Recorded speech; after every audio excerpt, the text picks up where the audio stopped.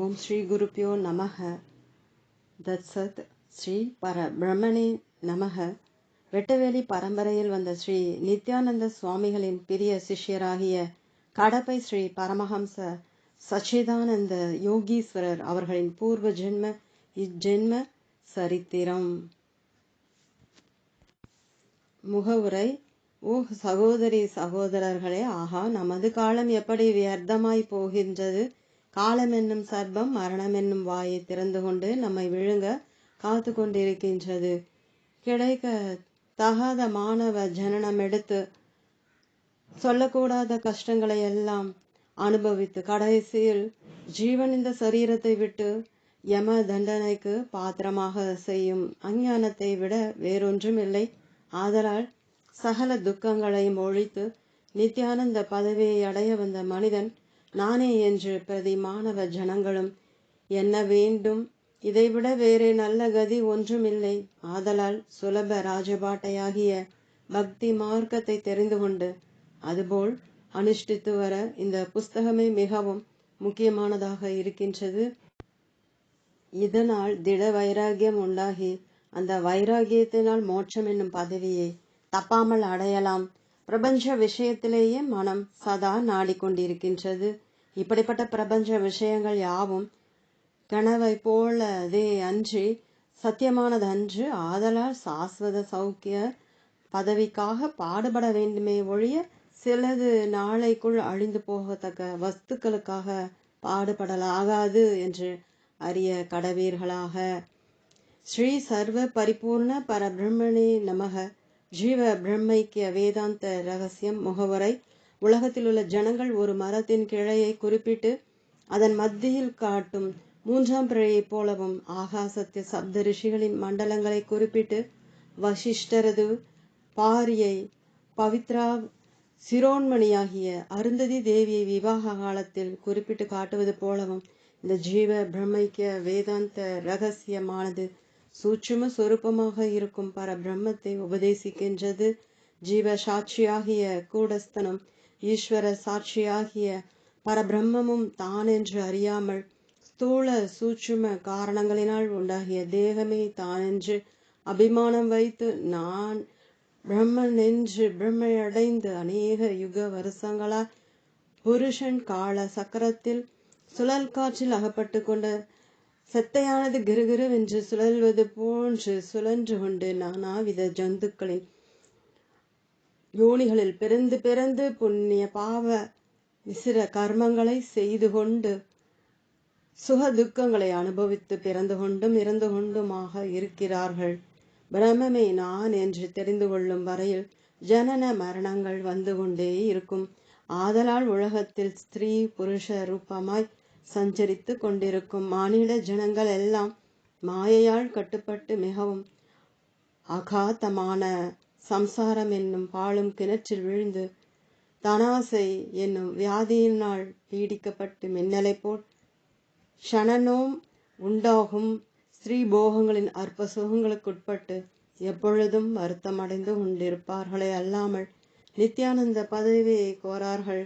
இவர்கள் செய்வது எப்படி இருக்கின்றது என்றால், காட்டில் பள்ளத்தின் மீது செழுமையாய் வளர்த்து வைக்கப்பட்ட பயிரை பார்த்து அதனால் கேடு சம்பவிக்கும் என்னும் விசாரமில்லாத யானையானது அந்த பயிரை மேய்வதற்காக துரிதப்பட்டு சென்று அந்த பாழும் பள்ளத்தில் வீழ்வது போல் இருக்கின்றது.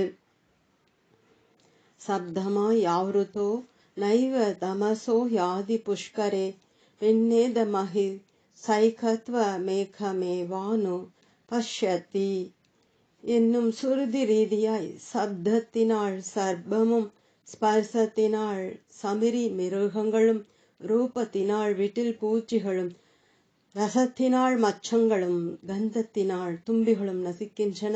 அதாவது பாம்பாட்டியானவன் மோடி வாசிக்கும் போது சர்ப்பங்கள் புற்றிலிருந்து வெளிவந்து அந்த சப்தத்தை கேட்டு சந்தோஷித்து தன்னை மறந்து ஆடிக்கொண்டிருக்கும் சமயத்தில் மேற்படி பாம்பாட்டியால் பிடிபட்டு அநேக பாதைகள் அடைந்து மரணம் அடைவது போலவும், காட்டிலுள்ள சமரி மிருகங்கள் வேடன் வழிக்கு அகப்படாமல் ஓடும் பொழுது வாளிலுள்ள கேச ரோமங்கள் புதரில் அகப்பட்டு கொண்டு ஸ்பரிசத்தினால் ஓட சாத்தியமாகாமல் நின்று விடுவதனால் அப்போது வேடன் கையில் அகப்பட்டு மரணம் அடைவது போலவும், விட்டில் பூச்சிகள் தீப பிரகாச ரூபத்தை பார்த்து பழமென பிரமித்து அதில் வீழ்ந்து மரணமடைவது போலவும், தூண்டின் முள்ளில் ரசரூபமாகிய மாமிசம் கோர்த்து ஜலத்தில் போட்டவுடன் மச்சங்கள் ருசிக்காக ஆசைப்பட்டு தூண்டின் முள்ளில் அகப்பட்டு மரணமடைவது போலவும், சம்பங்கி புஷ்ப கந்த ரூபமான வாசனைக்கு ஆசைப்பட்டு தும்பிகள் அப்புஷ்பத்தில் சேர்ந்து நசிப்பது போலவும், புருஷர்களுக்கு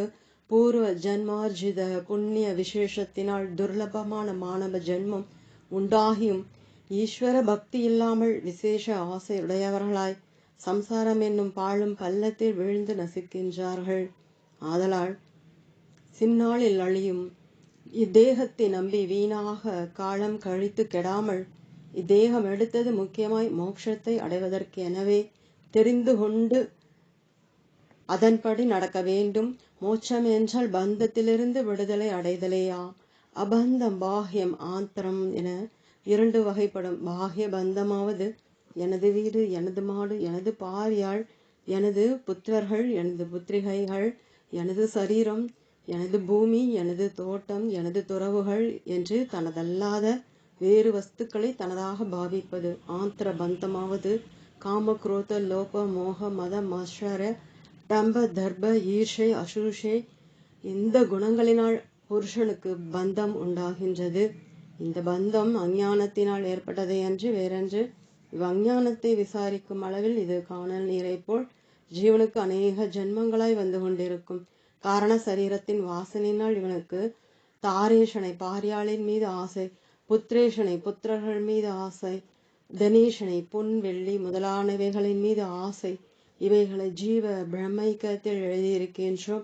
இது முக்கியமாய் கிரகிக்க வேண்டிய விஷயம். இதை பார்ப்பீர்களாக, இந்த ஈசனாதிரயங்கள் ஜீவனுடன் கூடவே சூட்சும சரீரத்துடன் அனுசுரூபமாய் கண்களுக்கு காணப்படாத சிறிய வஸ்துவாய் கிளம்பி அவனவன் கர்மத்திற்கு தக்கபடி அந்தந்த தாயின் கர்ப்பத்தில் இருக்கும் பிண்டத்தில் போய் பிரவேசித்து சிசுவாய் பிறந்தபோது அந்த சிசுவுடன் கூடவே மேற் சொல்லிய காம குரோதாதிகளும் ஈசனாத்ரயங்கள் யாவும் அடங்கியிருந்து பிறகு சிசுவானது விருத்தி அடைய இந்த காம குரோதாதிகளும் ஈசனாதிரயங்களும் சிசுவுடன் கூடவே விருத்தியாகி இடைவிடாமல் அவனுடன் கூடவே தொடர்ந்து கொண்டே வருகின்றன.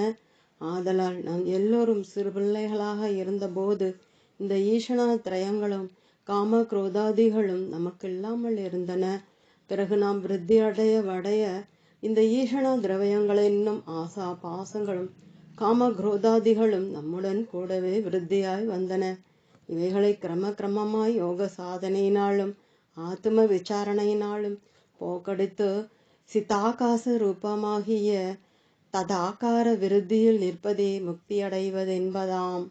பரமேசுவரன் ஜீவர்களின் மீது கருணையுடையவராய் தான் சுவாசித்த சுவாசத்தை வெளிவிட்ட போது வேதங்களை உண்டாக்கி அதன் வழியாய் ஜீவர்கள் சித்த சுத்தி அடைந்து முக்தி பெறுமாறு அவ்வேதங்களை கர்ம காண்ட ஞான காண்டங்களாக பிரித்து தான் சகுன ரூபமாய் நின்று சங்கு சக்கரம் கதை கரிய திருமேனி முதலையென தரித்து விஷ்ணு மூர்த்தியாகியும் சூளம் டமருகம் விருஷப வாகனம் தவளமேனி வெண்மை தேகம் முதலென தரித்து மகாதேவராகியும் நின்று வைகுண்ட கைலாசங்களில் பிரவேசித்து அனுகிரகித்தார்கள். ஆயினும் ஜீவர்களுக்கு தத்துவ ஞான நிஷ்டை உண்டாகவில்லை. ஆதலால் விஷ்ணு ஆனவர் வியாச பகவானாக அவதரித்து அவ்வேத வேதாந்த சாராமிருதங்களை திரட்டி சரத்தில் முத்துக்களை கோத்தது போல் பிரம்ம சூத்திரங்களை ஏற்படுத்தினார். இதற்கும் உண்மை பொருள் விளங்காமையால் பற்பல மதர்களும் அவரவர் கொள்கையின் கருத்திற்கு ஏற்றபடி பற்பல வியாக்கியானங்களை செய்து கொண்டார்கள். அதனால் ஸ்ரீ சம்புவானவர் உண்மை கருத்தை ஜீவர்களுக்கு உணர்த்த வேண்டி ஸ்ரீ சங்கராச்சாரியாராக அவதரித்து இந்த பிரம்ம சூத்திரத்திற்கு பத விபாகம் செய்து யதார்த்த அர்த்தத்தை தெரிவிக்கும் சாரீர பாஷ்யத்தையும் உண்டாக்கினார். அஃதும் சாமானியர்களுக்கு அர்த்தமாகவில்லை என்று இதர கிரந்தங்களையும் உண்டாக்கினார். ஆயினும் அவை அனைத்தும் சமஸ்கிருத பாஷையில் இருப்பதனால் அந்த பாஷா ஞானமுள்ளவர்க்கே அன்றி ஏனையோர்க்கும் உபயோகமாகாததனால் சில பெரியோர்கள் தேச பாஷைகளில் அநேக அத்வைத கிரந்தங்களை பாடல்களாய் பாடினார்கள். அவைகளை படித்து அனுபவம் பெறுதற்கு சாத்தியமாகாதவர்களுக்காக இப்பொழுது இயற்றியுள்ள இந்த ஜீவ பிரமைக்க வேதாந்த ரகசியமானது மிகவும் சுலபமாய் சிரவண மனன நிதித்தியாசனங்கள் மூலமாய் சிறுவர் சிறுமியர்களும் ஆத்மானுபவத்தை தெளிவாய் தெரிந்து கொள்ளும்படி காத்தலா மாளகம் உள்ளங்கை நெல்லிக்கனி போல சுருதி ஸ்மிருதி பிரமாணங்களுடன் அதிக சுலபமான நடையில் தமிழும் இங்கிலீஷிலும் வசன ரூபமாய் செய்யப்பட்டிருக்கின்றது. இந்த கிரந்தத்தை வாசிப்பதினால் பிரம்மம் தானென்று அறிந்து ஆனந்திப்பதற்கு இது ஒவ்வொருவருக்கும் விசேஷ முக்கியமானது. உலகத்தின் கண்ணுள்ள ஒவ்வொருவரும் ஞானத்தை அடைய வேண்டும் என்று ஆவல் கொண்டிருந்த போதிலும் அவ்வவர்களினுடைய பூர்வ ஜென்மங்களின் கர்மமானது ஞான மார்க்கத்திற்குரிய அரிய நூல்களை வாசிக்க விடாமல் நாவல்கள், கதைகள், வீண் சரித்திரங்கள், அருவருக்கத்தக்க நாடகங்கள், அகடவிக்கடமான குயுக்தி கதைகள் முதலியவற்றை வாசிக்கச் செய்து அஞ்ஞானம் எனும் படுகொலியில் வீழ்த்தி மாயா சம்சார சமுத்திரத்தில் அலைந்து கொண்டிருக்கச் செய்யும். ஆதலால் பூர்வ சுத்த வாசனை இல்லாதவர்கள் இந்த ஜென்மத்தில் ஆகிலும் நல்லொழுக்கத்துடன் பெரியோர்களை அடுத்து அவர்கள் மனம் சந்தோஷிக்கும்படி நடந்து அவர்களால் ஞானோபதேசம் செய்ய பெற்று அதை இடைவிடாமல் அபியசித்து வந்தால் அந்த அபியாச முதிர்ச்சியினால் ஜன்மாந்தரங்களில் ஆயினும் மோட்சத்தை அடைவதற்கு முக்கியமானதாக இருக்கும். உள்ளபடிக்கே ஞான மார்க்கத்தின் உண்மையை சிறிதேனும் உணர்ந்தவர்கள் மேற்படி நாவல் முதலிய வீண் கதைகளை படித்து தமது வாழ்நாட்களை வீணாக்கி விட்டார்கள். ஒருவன் தன் சரீரத்தில் இருக்கும் வியாதியை போக்கடித்துக் கொள்வதற்கு வைத்தியனும் ஔஷதமும் எப்படி வேண்டுமோ அதுபோல தனது மனதில் இருக்கும் ஆசை என்னும் அழுக்குகளை போக்கடித்துக் கொள்வதற்கு குருவென்னும் வைத்தியனும் யோகாமிரதம் என்னும் ஔஷதமும் அத்தியாவசியமாய் வேண்டற் பாலன. சம்சார நிவர்த்தியானது ஞானத்தினால் உண்டாகுமே அன்றி கர்மத்தினால் உண்டாக மாட்டா. பூர்வ ஜென்ம புண்ணிய கர்மங்களினால் பரிபக்குவமடைந்து சம்சாரத்திலிருந்து விரக்தி அடைந்தவனே ஞானத்திற்கு அதிகாரி. அவனே மோட்சமடைய அருகன். மோட்சமே பந்த விமுக்தி ஆகிய பிரம்ம ஞான சொரூபம் எனவும் அஞ்ஞானமே பந்தத்திற்கு காரணம் எனவும் விசாரித்து தெளிதலே மானுட யாக்கை எடுத்ததினால் ஆன பயன். ஆகவே ஒவ்வொருவரும் சத்குரு முகமாய் சாஸ்திரங்களை ஆராய்ச்சி செய்து அவரால் உபதேசம் பெற்று அவ்வழியே அனுஷ்டித்து வந்தாள் மேலெடுக்கும் ஜென்மங்களில் சகல ஆசைகளும் விட்டு நீங்கும்.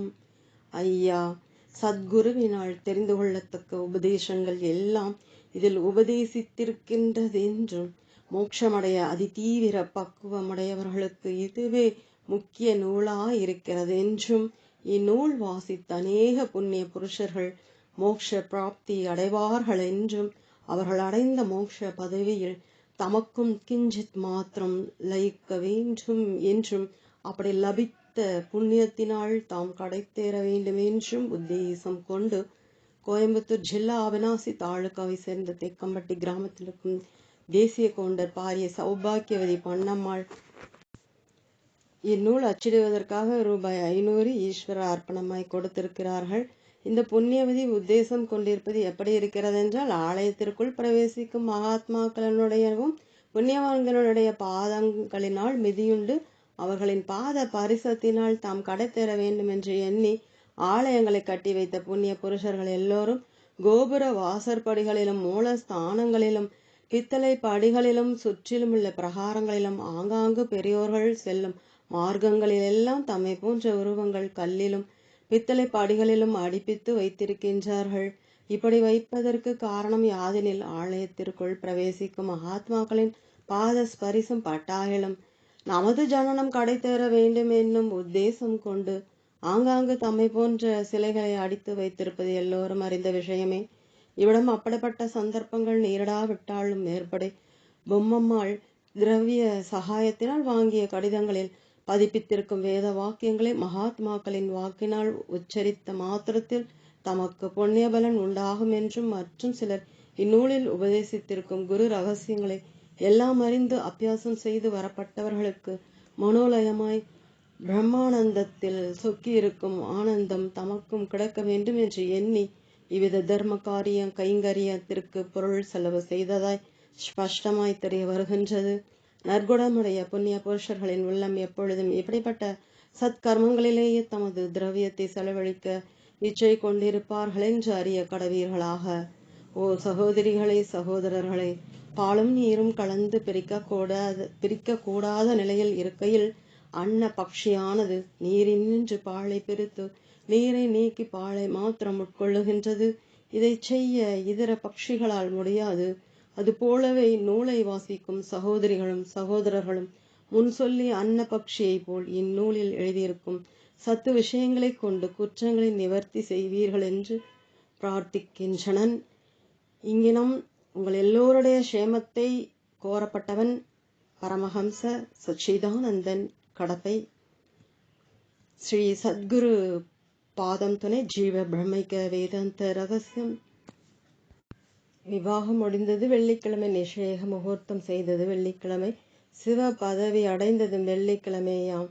இவ்வம்மைக்கு சந்தானம் இல்லை. இவ்வம்மையாரை இந்நூலில் காட்டுவதற்கு காரணம் யாதெனில் இந்நூலாசிரியராகிய மேற்படி சுவாமிகள் இவ்வம்மையாருடன் கூடி இகலோக சுகம் அனுபவித்து கொண்டே பிராணாயாம அபியாசம் செய்து கொண்டு வந்தார். ஆதலால் உலகத்திலுள்ள யாவரும் சம்சாரத்துடன் இருந்து யோகாபியாசம் செய்ய இவ்வம்மையாரை இங்கு திருஷ்டாந்தமாய் காட்ட நேர்ந்தது. இவர் பூர்வாசிரமத்தில் செய்து வந்த வியாபாரத்தில் மாதம் ரூபாய் 400க்கு மேல் லாபம் வந்து கொண்டிருந்தது. பிறகு யோகாபியாசம் அதிகரித்து கொண்டே வரவர அந்த யோக பலத்தினால் இருந்தார் போலிருந்து சகல விஷயங்களிலும் விரக்தி உண்டாய் சகலமும் விட்டு ஒழித்து எவ்விடமாகலும் சென்று விடுவது வழக்கம்.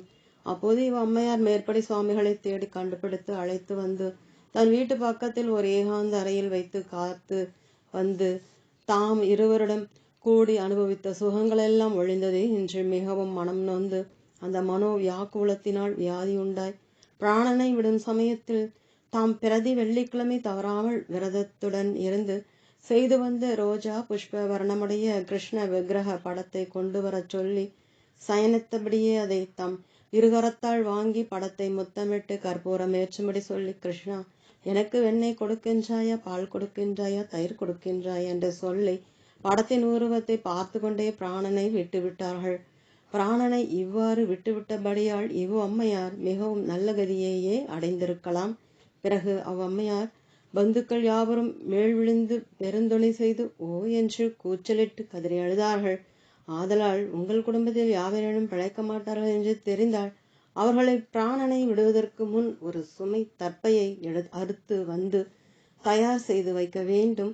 பிறகு பிராணனை விடும் சமயத்தில் பூமியை பசும் சாணத்தினால் மெழுகி அதன் மேல் சிரசு முதல் பாதம் வரையில் இருக்கும்படி தர்ப்பையை விசேஷமாய் பரப்பி அதன் மேல் வெள்ளை வஸ்திரம் நீளமாய் விரித்து பிராணன் விடப்பட்டவர்களை தர்ப்பாசனத்தின் மீது எடுத்து சயனிக்கச் செய்து பந்து ஜனங்களை அவர்களின் சபீமமாய் சேர விடாமல் செய்து ஏதாகிலும் ஒரு கடவுளின் படத்தின் ரூபத்தை அவர்களின் பார்வைக்கு நேராய் காட்டி கொண்டிருந்தால் அவர்களின் மனம் கண் இந்திரிய மூலமாய் அது இன்ன படம் என்று அறிந்து அதன் பெயரை நினைத்து கொண்டே பிராணனை விடுவார்கள்.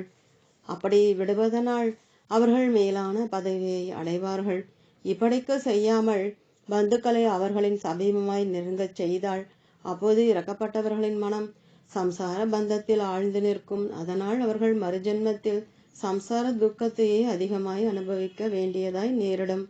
ஆதலால் இதை வாசிக்கப்பட்டவர்களின் வீட்டில் எவர்களாகிலும் மரணமடைவதாக இருந்தால் அந்த சமயத்தில் முன் சொல்லியது போல் செய்ய தர்பை, வெள்ளை வேஷ்டி முதலானவைகளை தயார் செய்து வைத்து அதிக ஜாக்கிரதையாய் இருக்க வேண்டும். தர்பை மிகவும் பவித்திரமானது. ஆதலால் அதன் மேல் பிராணனை விடுவது மிகவும் சிரேஷ்டமானது. பூர்வ ஜென்ம புண்ணியம் உடையவர்களுக்கே தர்பையின் மீது பிராணனை விடுவது லபிக்குமே ஒழிய மற்றவர்களுக்கு லபிக்க மாட்டா. தர்பை பவித்திரமானது என்பதற்கு மகாபாரதமே திருஷ்டாந்தமாக இருக்கின்றது. அதை இங்கு சொல்லுகின்றோம், கேளுங்கள். கஷ்யப பிரஜாபதி என்பவருக்கு கத்ருவை என்றும் வினுத்த என்றும் 2 மனைவிகள் இருந்தார்கள். இவர்கள் இருவருக்கும் புத்திர சந்தானம் இல்லாமல் இருந்தபடியால் தம் நாயகராகிய கஷ்யப பிரஜாபதி என்பவரை மனதில் நினைத்து அநேக 1000 வருஷங்கள் தவம் செய்தார்கள். அப்போது கஷ்யப பிரஜாபதி அவர்களுக்கு பிரத்யக்ஷமாய், நீங்கள் எதற்காக என்னை குறித்து தவம் செய்தீர்களோ அதை கேட்பீராகில் அதுபோல் அளிக்கின்றோம் என்று சொல்லினர். அதற்கு கர்த்ருவையும் வினுதையும் மிகவும் சந்தோஷித்து, சுவாமி, மிகவும் காந்தியுடைய தேகமும் தீர்க்காயுசும் இருக்கும்படியாய் 1000 புத்திரர்களை பெற வரம் தர வேண்டும் என்று கர்த்ருவை என்னும் அம்மையார் கேட்டனள். பிறகு வினுதை என்னும் அம்மையார் கர்த்ருவை கேட்ட வரங்களை விட இன்னும் அதிக பலமுடைய 2 குமாரர்களை பெற வரமளிக்க வேண்டும் என்று கேட்டனள். கஷ்யப பிரஜாபதி என்பவர் பூர்வம் புத்திர காஷ்மீஸ்ரீ யாகம் செய்தவர் ஆதலால் அவர்கள் கூறியது போல் வரம் தந்து அவர்களின் ருதுகாலங்களில் கூடி கர்த்ருவைக்கு 1000 முட்டைகள் உண்டாகும் என்றும் அவைகளை புது பாண்டங்களில் வைத்து மூடி காப்பாற்றி வந்தாள். 500 வருஷத்தில் முட்டையிலிருந்து ஆதிசேஷன், கார்கோடகன், தனஞ்சயன், காளிநாகன், மணிநாகன் என்று இவ்வாறு அநேக பெயர்களை உடையவர்கள் 1000 சர்ப்பங்கள் உண்டாகும் என்றும் வினுதை என்னும் அம்மையாருக்கு உண்டாகும் 2 முட்டைகளையும் 1000 வருஷம் புது பாண்டத்தில் வைத்து மூடி காப்பாற்றி வர வேண்டும் என்று சொல்லி சென்றார். அவர் சென்ற பிறகு அநேக நாட்களுக்கு பின் கர்த்ருவிக்கு 1000 முட்டைகளும் வினுதைக்கு 2 முட்டைகளும் உண்டாயின. அவர்கள் அதை புது பாண்டத்தில் வைத்து மிகவும் ஜாக்கிரதையை காப்பாற்றி வந்தார்கள். 500 வருஷங்களுக்கு பின் கர்த்ருவையின் 1000 முட்டைகளிலிருந்து ஆதிசேஷன், கார்கோடகன் முதலாகிய 1000 சர்ப்பங்கள் உண்டாகின. இதை வினுதை கண்டு மனம் தளராமல் சில நாள் சென்ற பிறகு ஒரு முட்டையை எடுத்து உடைத்து பார்த்தனள். அப்போது முட்டைக்குள் பாதிகைகளும் கால்களும் பாதி சரீரமுடைய ரூபத்தை பார்த்தாள்.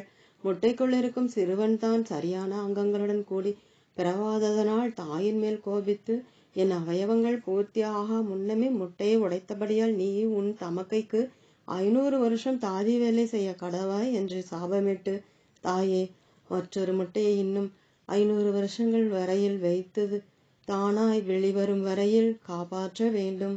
அப்போது அதில் இருக்கும் மிகவும் பல பராக்கிரமசாலியாயும் சத்தியவானாயும் பிறந்து உன் அடிமையை நீக்குவான் என்று சொல்லி தான் சூரியனுக்கு ரதசாரியாய் சென்றான். பிறகு ஒரு நாள் தங்கை தமக்கை இருவரும் சமுத்திரக்கரை ஓரமாய் சென்றபோது அங்கு மேய்ந்து கொண்டிருக்கும் மிகவும் வெண்மையான குதிரையை கர்த்ருவை பார்த்து தங்கையை கூப்பிட்டு, அடி தங்கையே, இதோ மேய்ந்து கொண்டிருக்கும் மிகவும் வெண்மையுடைய குதிரையின் வாளில் கருப்பு மயிர் இருப்பதை பார் என்று சொல்லினள். வினுதை வாள் முடி வெண்மையாய் இருப்பதை கண்டு நகைத்து, அடி அக்கா, நீ எந்த கண்ணால் பார்த்தாயோ தெரியவில்லை, வாழ்முடியில் கருப்பு எங்கே இருக்கின்றது இல்லையே என்று சொல்லினள். அதற்கு கர்த்ருவையானால் சொல்லுகின்றாள், அடி தங்கையே, அந்த குதிரையின் வாழ்முடி கருப்பாயில்லாவிட்டால் உனக்கு நான் அடிமை வேலை செய்கின்றேன். வாழ்முடி கருப்பாயிருந்தால் நீ எனக்கு அடிமை வேலை செய்ய வேண்டும் என்று சொல்லினள். அதற்கு தங்கை சம்மதித்து, குதிரையின் சமயமாய் போய் பார்க்கலாம் வா என்று அழைத்தனர். அதற்கு கர்த்ருவை செல்லுகின்றாள். இப்பொழுது பொழுது போயிற்று, நாளை காலையில் வந்து பார்க்கலாம் வாவென்று அரண்மனைக்கு அழைத்து சென்றாள். அன்று ராத்திரி தன் குமாரர்களை வரவழைத்து, அப்பா, குமாரர்களே, இப்போது நான் ஒன்று சொல்ல போகின்றேன். அதுபோல் செய்து என் அடிமையை நீக்கி என்னை காப்பாற்ற வேண்டும் என்று கர்த்ருவை கேட்டுக்கொண்டு பின்வருமாறு சொல்லுகின்றாள்.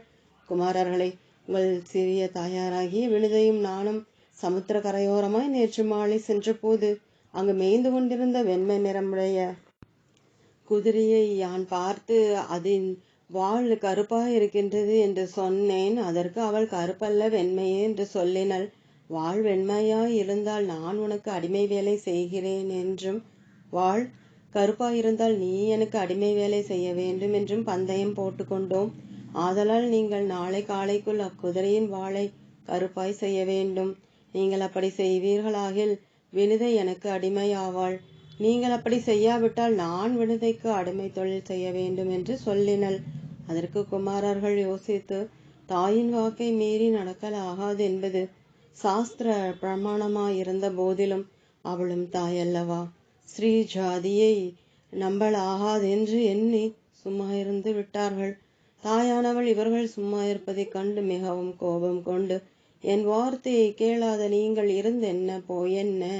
இனி ஜனனமே ஜெயன் செய்ய போகும் சர்பயாகத்தில் நீங்கள் எல்லோரும் வீழ்ந்து சாக கடவுது என்று சாபமிட்டனர்.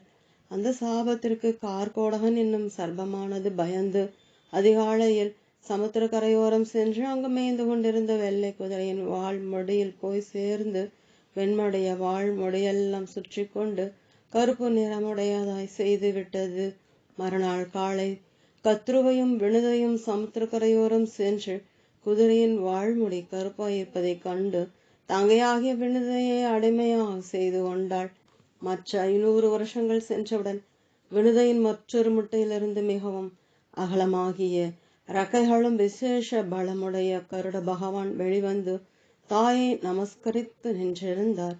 தாயின் சபீமமாய் நின்றிருக்கும் கருடனை கத்ருவை கண்டு கருடன் தேகாந்தியையும் பள்ளத்தையும் பார்த்து பொறாமை கொண்டு, அடே கருடா, நீ இன்று முதல் என் குழந்தைகளெல்லாம் சுமந்து கொண்டு அங்கங்கு சென்று வேடிக்கை காட்டி வரவேண்டும் என்று சொல்லினள்.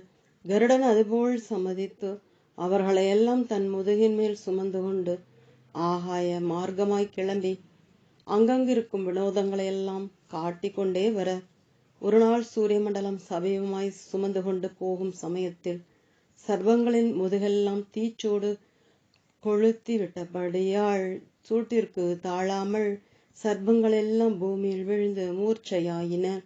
இது சங்கதி கத்ருவை கேட்டு மிகவும் வருத்தமடைந்து கருடன் மீது கோபித்து விசேஷமாய் தூசித்து குமாரர்களை பிழைப்பித்துக் கொள்வதற்காக இந்திரனை வேண்டி மக்களை பிழைப்பித்துக் கொண்டாள். பிறகு கருட பகவான் தன் தாயை பார்த்து, தாயே, உனக்கும் எனக்கும் இந்த அடிமை தொழில் வருவதற்கு காரணம் என்ன என்று கேட்டது. அதற்கு முன் நடந்த விஷயங்கள் யாவையும் தாயானவள் கருடனுக்கு சொல்லினள். கருடன் அதை கேட்டு மிகவும் வருத்தம் அடைந்து ஒரு நாள் சர்ப்பங்களை கருடன் பார்த்து, நீங்கள் எங்கள் அடிமையை நீக்க வேண்டும் என்று கேட்டுக்கொண்டது. அப்போது சர்ப்பங்கள் எல்லாம் கருடனை பார்த்து, அதிக பராக்கிரமும் பலமும் உலகம் எங்கும் பிரசித்தி அடைந்த பக்ஷிராஜனே, நீங்கள் உங்கள் அடிமையை நிவர்த்தி செய்து கொள்ள வேண்டுமானால் தேவலோகத்தில் உள்ள அமிர்தத்தை எங்களுக்கு கொண்டு வந்து கொடுப்பாயாகில் அடிமையை போக்கடிப்போம் என்று சர்வங்கள் சொல்லிற்று. அதற்கு கருடன் சம்மதித்து தேவலோகம் சென்று அநேக யுத்தம் செய்து அமிர்தத்தை கொண்டு வரும்போது தேவேந்திரன் தடுத்து, நீ யாருக்காக இதை கொண்டு போகிறாய் என்று கேட்டனர். அதற்கு கருடன் முன் விஷயங்கள் யாவையும் சொன்னவுடன் தேவேந்திரன் கேட்டு, இதை அவர்கள் சாப்பிடாதபடிக்கு செய்வதற்காக இந்த அமிர்தத்தை தர்பையின் மேல் வைத்து அவர்களுக்கு காட்டி நீங்கள் ஸ்நானம் செய்து அலங்கரித்து வந்து இதை சாப்பிடுங்கள் என்று சொல்ல வேண்டும். அவர்கள் அதுபோல் செய்ய போன பிறகு நான் அமிர்தத்தை கொண்டு போய் விடுகிறேன் என்று சொல்லி இந்திரன் தேவாமிர்த விற்கும் இடத்தில் எவர்களுக்கும் தெரியாமல் மாயமாய் நின்றிருந்தார். பிறகு கருடன் அமிர்தத்தை கொண்டு போய் சர்ப்பங்களுக்கு எல்லாம் காட்டி தேவேந்திரன் சொல்லியது போல் கருட பகவான் செய்தனர். அப்போது சர்ப்பங்கள் எல்லாம் மிகவும் சந்தோஷித்து சமுத்திர ஸ்நானம் செய்து வருவதற்குள் தேவேந்திரன் தன் மாயையால் அமிர்தத்தை வேறு கலசத்தில் விட்டுக்கொண்டு வெறும் கலசத்தை தர்ப்பையின் மேல் கவிழ்த்து சென்றார்.